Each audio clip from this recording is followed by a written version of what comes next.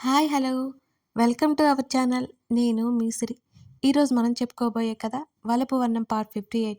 ఇక ఆలస్యం చేయకుండా కథలోకి వెళ్దాం. ఆకృతి నువ్వెక్కడికే అంది విజయ. ఐశ్వర్య దగ్గరికి మమ్మీ అంది ఆకృతి.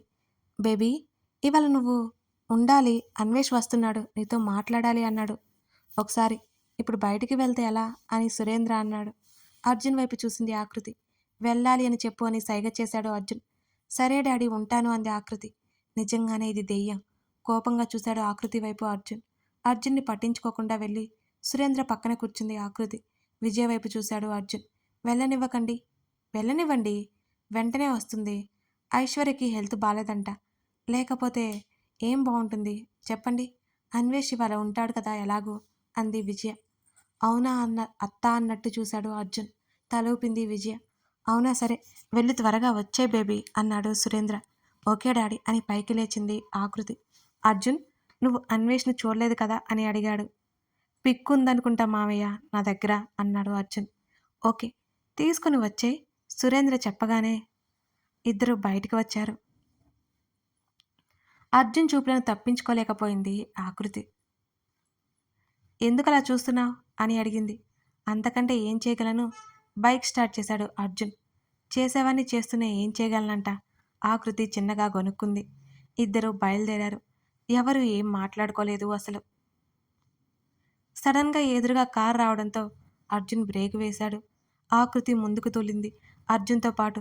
అతనికి కోపం పీక్స్కెళ్ళిపోయింది. అతని వైపు ఒకసారి చూసి దిగు అన్నాడు అర్జున్. ఆమె దిగాక అతను దిగాడు.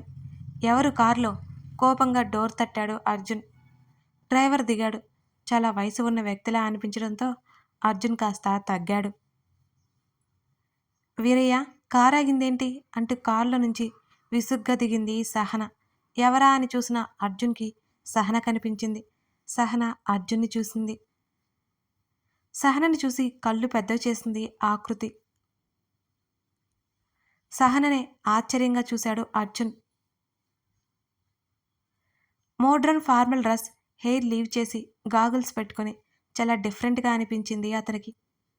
వివిధ దగ్గరకొచ్చి అంతలోనే వివిధ కాదు అని అర్థమై ఆకృతి అక్కడే ఆగిపోయింది. వాళ్ళు ఎవరో తెలిసినా సహన మౌనంగా ఉండిపోయింది. ఇన్ని రోజులు శ్రీనివాస్ మీద కోపంతో అర్జున్కి బాధ కలిగించాలని చూసింది సహన. అది గోపాలం ప్లానే. ఇప్పుడు ఆత్మీయులు ఎదురుగా ఉన్నా మౌనంగా ఉండాల్సిన పరిస్థితి వచ్చింది ఆమెకి. ఎవరి ఆలోచనలో వాళ్ళుండగానే సారీ బాబు తప్పు నాదే, తెలియదు ఈ రూట్లో వచ్చాను అన్నాడు వీరయ్య. అప్పుడు తేరుకున్నారు ముగ్గురు. మీరు మీరు అంది ఆకృతి. మీకెందుకు అంది సహన యాటిట్యూడ్తో కాకుండానే. నా ఫ్రెండ్ కూడా మీలాగే ఉంటుంది అంది ఆకృతి. సహనకి సూచాయిగా అర్థమైంది ఆ అమ్మాయి ఆకృతి అని. ఆకృతిని ఒకసారి చూసింది పరీక్షగా.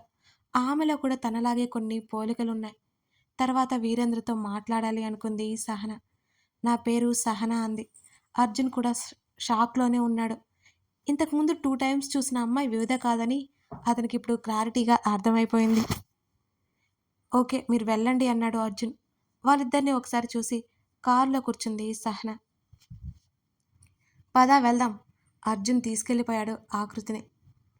డైరెక్ట్గా ఇంటివైపుకి కారు మళ్లించండి అని సహన డ్రైవర్కి చెప్పింది.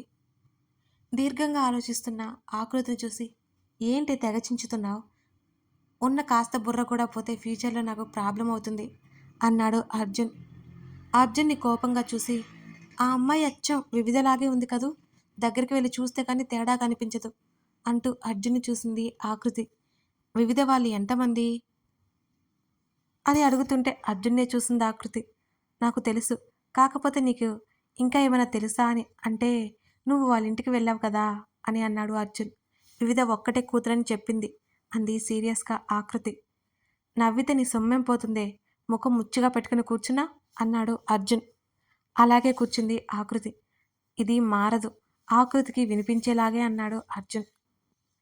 అర్జున్ వైపు ఒక లుక్ ఇచ్చి సైలెంట్గా కూర్చుంది ఆకృతి. ఆకృతిని ఐశ్వర్య వాళ్ళ ఇంటి దగ్గర దింపేసి సురేంద్ర చెప్పినట్టుగా అన్వేష్ కోసం ఎయిర్పోర్ట్కి వెళ్ళాడు అర్జున్. వివిధ ముగ్గురు కూర్చుని ఉన్నారు హాల్లో. హఠాత్తుగా వచ్చిన సహనని చూసి, "నువ్వేంటే ఇప్పుడే కదా వెళ్ళావు, అప్పుడే వచ్చావు?" అని అడిగాడు అథర్వ్. "వివి నీతో మాట్లాడాలిరా." వివిధ చేతిని పట్టుకుని లోపలికి తీసుకెళ్ళింది సహన. వెనకే వస్తున్న విశ్వ అథర్వ్‌ని చూసి, "మీరు కాసేపు బయటుంటారా?" అంది సహన కోపంగా. ఇద్దరికీ భుజాలెగరేసి సోఫాలో కూర్చున్నారు. "ఏమైందే? ఏం మాట్లాడాలి నాతో?" అని అడిగింది వివిధ. "నా వల్లే నీకు అర్జున్ దూరమయ్యాడా?" అని అడిగింది సహన. "అదేం లేదు" అంది వివిధ. "చెప్పు వివి" అని అడిగింది సహన. "అదంతా ఫేట్. అలా జరగాలని ఉంది, జరిగిపోయింది" అంది వివిధ. "అసలేం జరిగింది వివి? ఇప్పుడెందుకు అదంతా? నీకిలా ఇష్టమే కదా?" అంది కళ్ళు నీళ్ళు బయటికి రాకుండా. "వాళ్ళ తప్పేమీ లేదు వివి. అంతా గోపాలం మావయ్య చేశాడు. నేను మావయ్య మాటలు నమ్మి డాడీ అలా అవ్వడానికి కారణం వాళ్ళే అనుకుని, నువ్వు వాళ్ళ అబ్బాయిని ఇష్టపడుతుంటే నువ్వు హ్యాపీగా ఉండలేవని అలా చెప్పాను" అంది బాధగా. "నేను నీకు ముందు నుంచి చెప్తూనే ఉన్నాను కదా!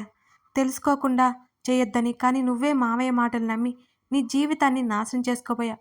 చివరికి మావయ్య మాటలు నమ్మి అథర్వతో కూడా గొడవ పడ్డావు. అథర్వ్ కాబట్టి సరిపోయింది. ఎవరైనా అయితే నీ ముఖం కూడా చూసి ఉండేవాళ్ళు కాదు. అలా చూసావు నువ్వు. అథర్వ్‌ని ఎంతో అనుమానించావు, అవమానించావు, అసహ్యించుకున్నావు. నేను నీలాగా చేయలేదు. ఏది తెలుసుకోకుండా డిసైడ్ అవ్వలేదు. కానీ నాకు అర్జున్‌కి అలా అయిపోయింది. మా ఇద్దరికీ రాసిపెట్టి లేదు అంతే" అంది వివిధ. అథర్వ్‌ని ఎంత విసుక్కునేదో గుర్తుకొచ్చింది సహనకి. "సారీ వివి" అంది బాధగా. "నువ్వేం చేశావో సారీ చెప్పడానికి? చెప్పినంత మాత్రాన నేను వదులుకుంటానా? అలా జరగాలని ఉంది, జరిగిపోయింది" అని నవ్వింది వివిధ. "నీకింకో విషయం తెలుసా?" "ఏంటి అది?" "ఆ అమ్మాయి ఉంది కదా!" "ఏ అమ్మాయి?" అని అడిగింది వివిధ. "అర్జున్ మావయ్య కూతురు. ఆకృతి. తనని నేను చూశానివాళ" అంది. "అవునా?" "ఆ! అవును. ఇందాక అర్జున్, ఆకృతి కనిపించారు నాకు" అని చెప్పింది సహన. "నువ్వేమీ అనలేదుగా?" కంగారుగా అడిగింది వివిధ. "ఆహా! నేనేం అనలేదే బాబు, టెన్షన్ పడకు. ఇంతకుముందు నువ్వు ఇంతకుముందు అనుకో దులిపేసేదాన్ని. ఇప్పుడంతా తెలుసు కదా, నేనేం మాట్లాడలేదు. ఆ అమ్మాయయితే నువ్వు వివిధ కదా అని అడిగింది. మరి నువ్వేం చెప్పావు?" "కాదు, నా పేరు సహన అని చెప్పాను." నా వైపు అలాగే ఆశ్చర్యంగా చూసి వెళ్ళిపోయారిద్దరూ అని చెప్పింది సహన. "నేను నీ గురించి చెప్పలేదు వాళ్ళకి. అందుకే షాక్ అయి ఉంటారు" అంది వివిధ. "కావచ్చు. ఆ అమ్మాయి ఎవరో కాదు, మన చెల్లి" అంది సహన. "వాట్?" అదిరిపడింది వివిధ. "అవునే, సురేంద్ర బాబాయ్ వాళ్ళ కూతురు. నీకు తెలియకపోవడం ఏంటి? నేను చూసిన పిక్‌లో హేమ అత్తయ్య, డాడీ మాత్రమే ఉన్నారే. ఇంకెవరూ లేరు. నాకెలా తెలుస్తుంది?" "వాళ్ళిద్దరు కాదు, ముగ్గురు.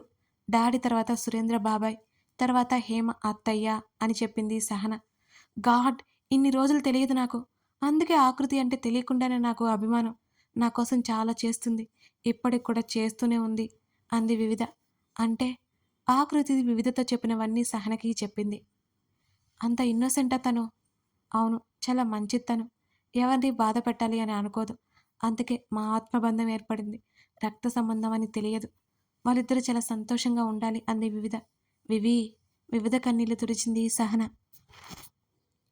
తనకే తెలియకుండా వచ్చిన కన్నీళ్లను చూసుకుని విరక్తిగా నవ్వుకుంది వివిధ.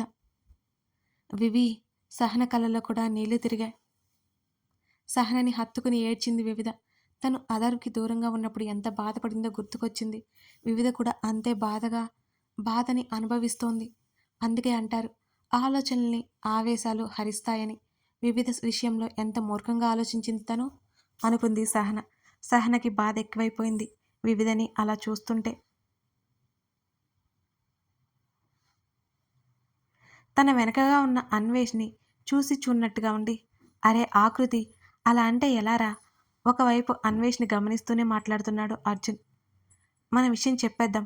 అన్వేష్ తప్పకుండా ఒప్పుకుంటాడు" అన్నాడు అర్జున్. "బాయ్ బంగారం." కాల్ కట్ చేసి వాచ్ చూసుకొని, "అన్వేష్ గారు మీరా? ఇప్పుడే వచ్చారా?" అని అడిగాడు. "ఆ! అవునండి" అన్నాడు. "వెళ్దామా? మావయ్య ఇంటికి తీసుకురమ్మని చెప్పారు." "సరే" అన్నాడు ముభావంగా అన్వేష్. ఇద్దరూ బయలుదేరారు. కార్ తీసుకుని రావాల్సింది. "మీ పేరు?" "అర్జున్." "ఆ! అర్జున్. నేను ఆకృతి బయటికి వెళ్ళడంతో ఇలాగే వచ్చేశాను" అని చెప్పాడు అర్జున్. "మరి ఆకృతి ఎక్కడా?" "కృతి అంట కృతి. నేనే ఇప్పటి వరకు పిలవలేదు దాన్ని. నిన్నగాక మొన్నొచ్చి నిక్‌నేమ్స్ పెట్టేస్తున్నాడు అనుకొని ఫ్రెండ్ ఇంటికి వెళ్ళింది అన్వేష్ గారు. మిమ్మల్ని ఇంటి దగ్గర డ్రాప్ చేసి తన్ని తీసుకొస్తాను అన్నాడు అర్జున్. మీరు కృతి క్లోజా అని అడిగాడు. చాలా అర్జున్ సాగదీశాడు. ఆలోచిస్తున్న అన్వేష్ని చూసి అర్జున్ నవ్వుకున్నాడు. నా చేత ఇలాంటి పనులు చేయిస్తుంది ఈ దెయ్యం. వద్దు అని ఒక మాట చెబితే అన్వేష్ రాకుండా ఉండేవాడు కదా అని అనుకున్నాడు అర్జున్. ఈసారి నిజంగానే ఆకృతి ఫోన్ చేసింది అర్జున్కి. హలో చెప్పు అన్నాడు అర్జున్. ఆకృతి ఏమడుగుతుందో తెలుసు అతనికి. స్పీకర్ ఆన్ చేశాడు. బావా నన్ను తీసుకెళ్ళడానికి రావా అని అడిగింది ఆకృతి. అన్వేష్ గారు ఉన్నారు, నువ్వు క్యాబ్లో రాకూడదా అన్నాడు అర్జున్. అవునా, ఇప్పుడంత ఓపిక లేదు నాకు, అతన్నే క్యాబ్లో రమ్మను ప్లీజ్ అంది ఆకృతి.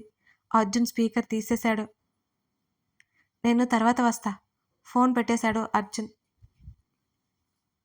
అవును అన్వేష్ గారు, మీరు ఇదే ఊరని మావయ్య అన్నారు అని అడిగాడు అర్జున్. లాస్ట్ ఇయర్ ఇక్కడి నుంచి వేరే సిటీకి వెళ్లాల్సి వచ్చింది, మా పేరెంట్స్ కూడా తీసుకెళ్ళిపోయాను అని అన్నాడు అన్వేష్. ఓకే అన్నాడు అర్జున్. కొన్ని నిమిషాల తర్వాత అర్జున్ అని పిలిచాడు అన్వేష్. చెప్పండి అన్నాడు అర్జున్. నేను హోటల్లో దిగిపోతాను, మావయ్య ఇంటికి తీసుకురమ్మని చెప్పారు కదా అన్నాడు అర్జున్. నా వర్క్స్ చూసుకుని ఈవినింగ్ కానీ టుమారో కానీ మీట్ అవుతా అని అంకుల్కి చెప్పండి అని హోటల్లో డ్రాప్ చేయండి అని హోటల్ అడ్రస్ చెప్పాడు. మావయ్య ఏమంటారు నేను కాల్ చేసి చెప్తాను. అలాగేనండి మీ ఇష్టం. అన్వేష్ చెప్పిన హోటల్ దగ్గర డ్రాప్ చేసి ఆకృతి దగ్గరికి వెళ్ళాడు అర్జున్. ఏమైందే ముఖం అలా పెట్టుకున్నావు ఆకృతిని చూసి అన్నాడు అర్జున్. హెడేక్ అంతే, ఇంటికి వెళ్దామా అని అడిగింది. దారిలో ఉండగా ఆకృతి అర్జున్ పిలిచాడు. అంది. నీ బాధ ఏంటే, ఎందుకు అన్వేష్ వస్తాను కలుస్తానంటే మౌనంగా ఉండిపోయావు? నేను నిన్న అన్నవి మనసులో పెట్టుకుని ఇప్పుడు బదులు తీర్చుకుంటున్నావా అని అడిగాడు అర్జున్. నువ్వు ఏమన్నావు? ప్రతి ఒక్కరూ అన్నవి నేనెలా పట్టించుకుంటాను? అవన్నీ పట్టించుకుంటే మనశ్శాంతి పోతుంది, నేనది పోగొట్టుకోలేను అంది ఆకృతి. ఆ మాటలకి అతనేం మాట్లాడలేదు. సూటిగా తగిలాయి ఆ మాటలు. వీళ్ళు ఇంటికి వెళ్ళారు. మావయ్య అన్వేష్ అని అర్జున్ చెప్తుంటే కాల్ చేశాడు అర్జున్ అన్నాడు సురేంద్ర. ఈవినింగ్ వస్తా అన్నాడు, మీరు ఇప్పటికీ వచ్చేయండి. ఇక రాడు అని సురేంద్ర అన్నాడు. అర్జున్ ఆకృతి ముఖముఖాలు చూసుకున్నారు. ఏమైంది మావయ్య అన్నాడు అర్జున్. 3 years ఉండలేటట, సారీ చెప్పాడు అని సురేంద్ర చెప్పగానే అదిరిపడ్డాడు అర్జున్. అన్వేష్ ఇంత సడన్గా నిర్ణయం తీసుకుంటాడని అతను అసలు ఎక్స్పెక్ట్ చేయలేదు. ఆకృతి ఒకసారి అర్జున్ని చూసి మౌనంగా తన గదిలోకి వెళ్ళిపోయింది. నేను ఆఫీస్కి వెళ్ళొస్తాను వెళ్ళిపోయాడు సురేంద్ర అక్కడి నుంచి. దెయ్యం ఏంటి నా వైపు అలా చూసింది అనుకుని ఇంటికి వెళ్ళిపోయాడు అర్జున్. అమ్మా కాఫీ అని అడిగాడు హేమని. ఒక్క నిమిషం చేతిలో ఉన్న ఆల్బమ్ పక్కన పెట్టి కిచెన్లోకి వెళ్ళింది హేమ. ఈ ఆల్బమ్ ఏంటి ఇప్పటి వరకు చూడలేదే అనుకుని చేతిలోకి తీసుకున్నాడు అర్జున్. హేమ చిన్నప్పటి ఫొటోస్ సురేంద్రవి కూడా ఉన్నాయి అందులో. పక్క పేజీ తిప్పాడు. హేమ సురేంద్రతో పాటు ఉన్న ఆయన్ని చూస్తూ, ఈయనెవరు, అమ్మ చెప్పిన అన్నయ్య ఈయనేనా అనుకుని ఆ పిక్ వైపు తీక్షణంగా చూశాడు అర్జున్. అతని కళ్ళు ఇంకా తీక్షణతని సంతరించుకున్నాయి. అమ్మా అర్జున్ గట్టిగా అరిచాడు తల్లికి వినిపించేలా. కథ కొనసాగుతోంది. ఆ పిక్లో ఉన్న వీరేంద్రని అర్జున్ గుర్తుపట్టాడు అంటారా? ఇంతకీ అన్వేష్ పెళ్ళి వద్దనడానికి కారణం ఏమై ఉంటుందంటారు? తెలుసుకోవాలి అంటే తర్వాత భాగం చూడండి. లైక్ చేసి కామెంట్ చేసి కొత్తగా వచ్చిన వాళ్ళు ఉంటే సబ్స్క్రైబ్ చేసుకోవడం మర్చిపోకండి. Thank you for watching this video. మరో ఎపిసోడ్తో మళ్ళీ కలుద్దాం.